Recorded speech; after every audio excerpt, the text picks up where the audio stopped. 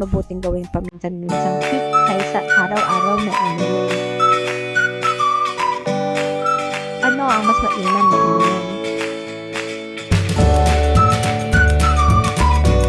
Kung gayon,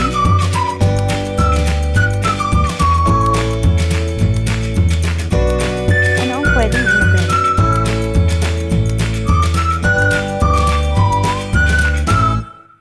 Narito ang ilang mas mabuting pagpipilian para sa maraming tao.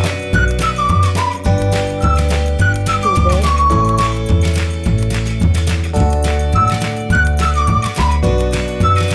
unsweetened tea,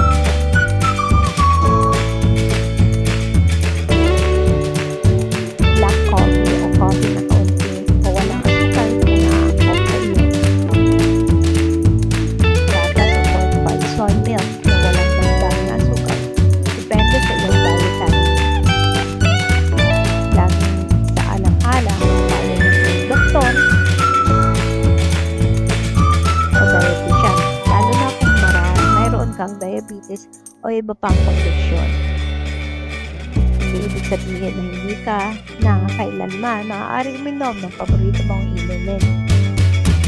Ang mahalaga ay ang tamang dami, tamang pagpili at balanseng pamumuhay. Kasama ng tamang pagkain, regular na ehersisyo at payo ng doktor at magiging madali ang iyong kalusugan.